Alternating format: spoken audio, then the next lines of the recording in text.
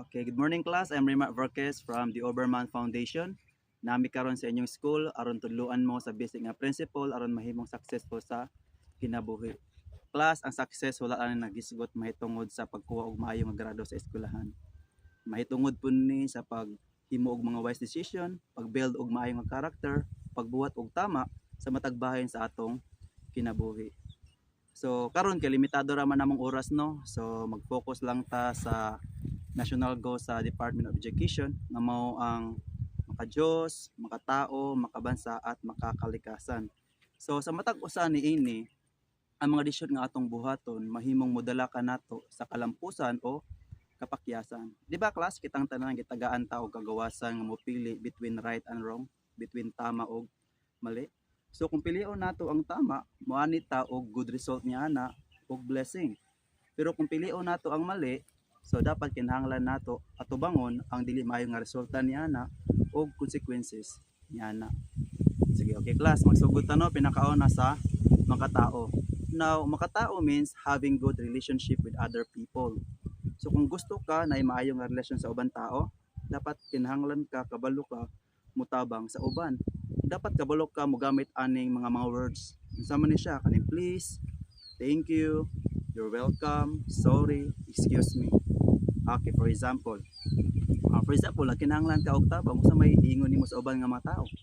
Moingon ka og please, palihog tabangi ko, di ba? So kung ikaw pod nga gihangyo, tabangi siya, di ba? Aron aduna mo maayo nga relasyon. O dapat no, kung ikaw nga nangayog tabang, dapat kabulupod ka mo appreciate sa tabang sa uban mo nang moingon ta og thank you. So success ba na o failure sa relationship? Success, di ba? So lain pa. So for example, namoy nag-away mo sa imong classmates or sa imong friends baron. So kung gusto ka masolba inyong problema, dapat kabalota mo paubos sa tong kaugalingon ug ang kuno nato nga kita mali. Kaya naman sa away man gyud class, puro mo na tama. Ang una sa isa tama, sakto siya. Ang una po sa isa sakto pud siya. So dili masolbad inyong problema kung mo na inyong kinaiya. So para masolve atong problema, so kinahanglan ipaubos nato tong kaugalingon og mga yutag sorry, di ba? So ayaw itugot no nga tungod sa pride ang inyong maayo relasyon maguba. So pangayog sorry, di ba? So say sorry. So ipabos imuhang kaugalingon. So og na mo'y maayo, masolbad inyong problema og na mo'y maayo nga relasyon. So mo to no sa makatao. Ikaduha, kining makabansa isgutan nato ba unsay may angay natong buhaton para matabangan nato tong nasod nga mao ang Pilipinas. Sa ano say pangutana sa inyo ha? Nganong naman mo karon klase sa eskwelahan? Para mag-study or para magtuon? Nung anong kinahanglan man ka magtuon? Para makagraduate o para makuha niya to ang imong gidesire nga trabaho. Okay, for example, ingon ani. Di ba sa school si teacher gina-encourage ta nga ilig-uli na to sa atong balay kinahanglan ka nga mag-review, mag-study, magbuhat sa imong assignments, magbuhat sa imong project nimo. So pag uli ninyo sa inyong balay na may decision nga buhaton. Buhaton ba nako ang gingon ni teacher or dili?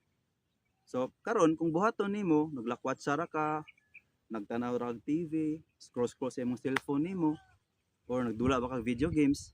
So ang pangutana inig abot sa imong grado, unsa may makuha nimo nga grado? Taas or baba? Baba. Success ba na o failure? Failure. Na anong failure man? Kay gipili man gyud nimo ang mali. Dapat na nimo atubangon nga resulta kay mo nay kuan consequences sa gibuhat nimo nga desisyon. Pero kung gibuhat nimo ang giingon ni teacher, gibuhat nimo nga tama. So pag uli nimo sang balay, nag-study ka, nag-review ka, nagbuhat ka sa mga assignments, buhat ka sa mga projects nimo. So maka-earn ka og taas nga grado. Og kuan no, nag-build ka og maayo nga character sa imong kaugalingon yan. Og eventually, maka-graduate ka ug makuha nimo ang gidesire nimo nga trabaho. Sa mga trabaho, bisag unsa, di ba? Teacher baron, engineer, o bisag unsa pa nga trabaho. Og sa ingon na nga pamaagi class no, matabangan nato atong nasod nga mao ang Pilipinas. Og by the way class, napod mi karon para tudloan mo aron nga mahimong successful financially. So ang success class wala lang ni nagiskud mahitungod kung gipila imo ang gisweldo nimo. So mahitungod ni siya kung pila ang natigom nimo or pila ang nahibilin sa imong kwarta.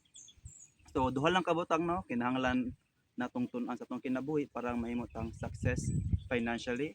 So kinahanglan kabalo ta magsakripisyo o kaduha kinahanglan kabalo ta nga magtipid. Okay, for example, di ba kamo di ba gitagaan magbaon sa inyo ang parents ninyo? For example, gitagaan kag baon na 50 pesos. Tapos ang imong gibuhat, gigasto nimo tanan 50 pesos sa snacks. Di ba wala ka nag-sacrifice, gigasto nimo tanan. So, nabay nabilin sa imo? Wala. Wala. Nabakay natigo man na? Wala. Wala. Success ba na siya o failure? So, failure. Pero kung sa 50 pesos nimo nga baon, gigasto lang nimo kay 30 ra, pila imong nabilin sa imo ana? 20 pesos. Di ba gitagaan magbaon every day for 5 days sa isa ka semana? Pila imong matigom sa isa ka semana? 100 pesos. Sa isa ka bulan, 400 pesos. Ug unsa may mahitabo kung natay tinigom, pwede ni magamit nato kung na emergency ang ato ang pamilya. So kung kita nga mga Pilipino makatunta ani nga habit, so matabangan nato, malikayan nato ang pag-utang sa mga kining gitawag ng mga loan sharks. Sa mga loan sharks, ang loan sharks mo ni siya ang mga magpautang ba o mo-charge sila og taas nga interest sa mga nangutang. So class kung kita nga mga Pilipino no, kabalo lang ta magsakripisyo ug magtipid, may magintang successful financially. So ikatulo na ta, ang ikatulo mao ang makakalikasan. So sa may buhaton nato para ma-preserve nato ang atong nature. So simple nga way no para ma-preserve nato atong nature class, dapat kabalo ta molabay sa atong basura sa husto nga labayanan. Kay kung mapatakara ta og labay sa basura, so moresulta ni sa pagbaha, pollution sa tubig, pollution sa hangin, pollution sa yuta. Nga may rason nga no, ang mga tao magkasakit ug ang mga kayupan magkasakit. Di ba class, sa simple nga pamaagi no nga paglabay sa atong basura sa atong labayanan, dako na kay ikatabang sa atong kinaiyahan. So ikaapat o pinakalas no nga among itulo sa inyo karon kining gitawag nga maka-Dios. So gusto po namo nga mahimo mong successful spiritually. For example, yung ani, kung mamatay ko karon tapos akong kalag maimpyerno, success ba na failure? Failure. Pero kung mamatay ko karon tapos akong kalag makagto sa langit, success ba na failure? Success. Now karon class, tudloan ta mo no bahin sa Bible, unsa gitulo sa Bible aron kita makasiguro 100% aron atong kalag makaadto sa langit. So upat lang kabutang kinahanglan ninyong masayaran. Una ingon sa Biblia, tanan ta nakasala. Ingon sa Romans 3:23, for all have sinned and come short of the glory of God. Kay ang tanan nakasala, nakabsan sa himaya sa Dios. Tinuod dili. Tinuod tanan tao nakasala. Kaduha, naibayad ang ato ang sala. Unsa may bayad sa atong sala ingon sa Biblia? Ingon ang Romans 6:23, for the wages of sin is death. Kay ang bayad sa sala mao ang kamatayon. Unsa daw ang bayad sa sala? Kamatayon. Ug duha klase ang kamatayon sa tao class. Una, physical death. Ang physical death kining lawas na mamatay, mubalik sa yuta. Kasi yuta man siya gikan. Ikaduha, spiritual death. Ug mo delikado nga kamatayon. Kay may tabo to dito sa impyerno. So, mabasa nato na no sa Revelation 20:14, ingon dito, and death and hell were cast into the lake of fire. This is the second death. Ug ang kamatayon ug ang impyerno gitambong ngadto sa linaw nga kalayo, kini mao ang ikaduhang kamatayon. So pangutana, musugot ba si God nga tanan tao maimpyerno? Dili. Mutuo mo di ba nga love ta sa Ginoo? Yes. Ikatulo ta no? Gilove ta sa Ginoo ikatulo. Ingon ang John 3:16, for God so loved the world that he gave his only begotten son, that whosoever believeth in him should not perish but have everlasting life. Unsa daw? So kay ang Dios nahigog mapag-ay sa kalibutan nga siya mihatag siyang bugtong gipakatao ng anak. Si kinsa man to? Si Jesus Christ. Now si kinsa man si Jesus Christ? Si Jesus Christ, Dios siya nga nagpakatao diri sa kalibutan. Anak siya ni Virgin Mary. Pagdakon ni Jesus Christ, nagimo siya mga milagro o nagtudlo sa mga tao o kamatuoran. Daghan ang nituo niya o misunod niya, di ba?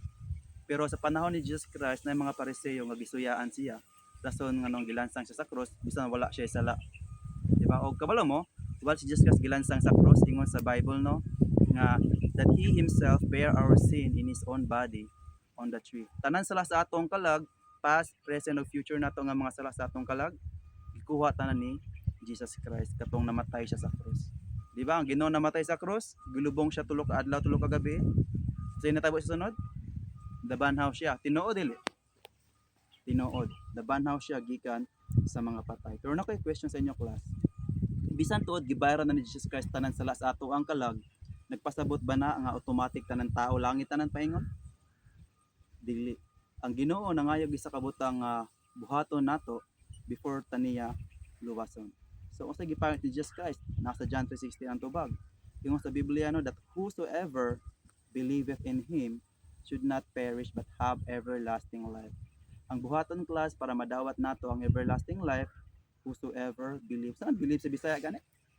Mutuo kinsa man ang him diri Jesus Christ. So ingon sa Biblia para maluwas ta, mutuo ta ni Lord Jesus Christ. Pero di ba ang itulo sa ato para makagtog langit kay simba, magbinuotan, tumasugo sa Ginoo, na way daotan kung buhaton nato na.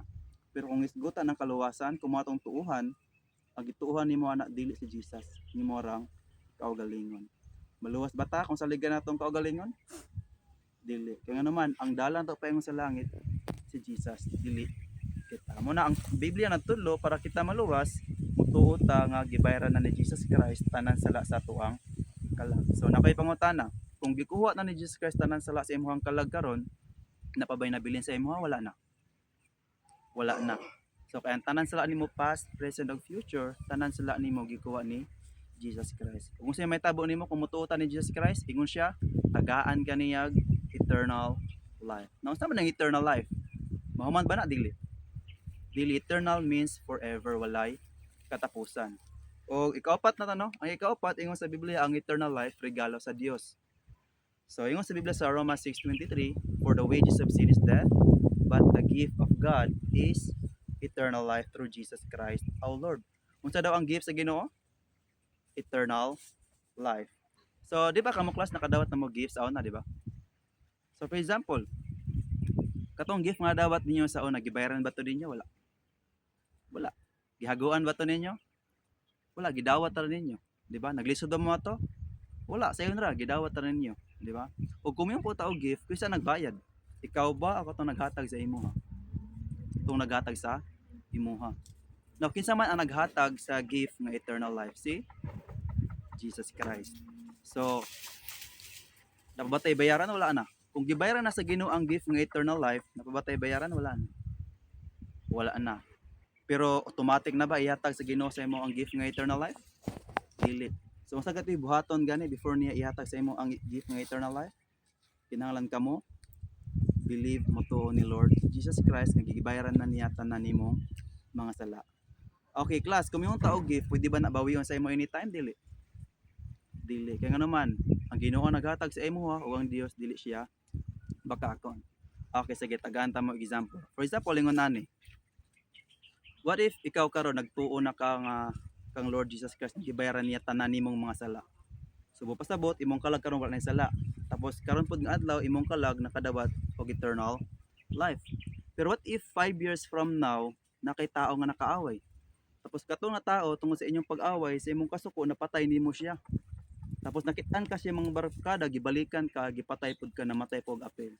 Ang pangutana class, ini ka matay sa imong lawas adto, asa man paingon nimo ang kalag? May impyerno or sa langit? Sa impyerno? Dili, sa langit gyapon. Nga naman kay 5 years ago, di believe na kani Jesus Christ. Di ba? Gagikuha na niya tanan sala sa imong kalag. So ang pangutana, katong nakapatay ka, nakasala ba imong kalag adto? Wala. Wala. So unsa ra man nakasala nimo adto? Ang imong harang lawas. Nang ano namatay imong lawas adto? Kay ingon sa Biblia kung sa imong itanom, mapudi mo ang anihon. Kinabuhi imong gikuha, kinabuhi po nang gikuha sa Ginoo. Pero ang pangutana class, gibawi ba ni Jesus ang iyang gift sa ato ang eternal life? Wala. Wala. So ini kamatay sa lawas nimo ato, asa pa imong kalag? Yes, sa langit gihapon. So nasabdan ninyo class? Okay, sige, mag-review tanaw sa upat ka butang atong nakatunan karon. So di ba ingon sa Bible, tanan ta nakasala tinuod dili? Tinuod. Kaduha, naibayad ang atong sala, may impyerno ta. Tinuod dili? Tinuod. Katulo, gihigugma ta sa Dios. Iyang gipadala si Ginoo sa kalibutan, namatay si Jesus, gilubong siya og nabanhaw. Ikaupat, regalo ang eternal life. Kung madawat na to ang eternal life, kung magtuo ta ni Jesus Christ, nagibayaran na niya tanan natong mga sala. Tinuod dili? Tinuod. Okay, sige. Unsaon man ato pagkahibalo nga naa na sa ato ang eternal life. Sige, ingon sa Biblia sa Romans 10 verse 9, that if thou shalt confess with thy mouth the Lord Jesus, and shalt believe in thine heart that God hath risen from the dead, thou shalt be saved. Sa sa Bisaya, kay kung pinaagi sa atong baba, ikasugid si Jesus Christ, ug magatuo ta sa atong kasing-kasing, nga siya gibanhang sa Dios gikan sa mga patay, ang resulta maluwas ta. So atong buhaton karon class no, mag-pray ta, hangyoon nato si Jesus Christ nga ihatag niya sa imo karon ang gift ng eternal life. Sige, pray ta. Duko atong ulo, piyong atong mga mata. Let's pray. Amahan namo nga langit nun, giangkon ko nga ako usa ka makasasala ug angayan ako nga maimpyerno. Apan salamat kay imo kong gihigugma, gihatag nimo ang bugtong mong anak nga si Jesus para bayaran tanan akong mga sala. Luwas ako Ginoo, ug hatagi ako sa kinabuhing walay katapusan. In Jesus name, Amen. So, di ba class, ang Ginoo powerful siya, di ba? Tinuod dili? Tinuod. So kung powerful siya tapos nag-pray ta karon, nadunggan ba niya tong prayer? Yes, nadunggan niya tong pag-ampo. O di ba yung sa Bible love ta niya? So kung love ka niya tapos nangayo ka sa iya karon og gift nga eternal life, gihatag ba to niya sa imo karon?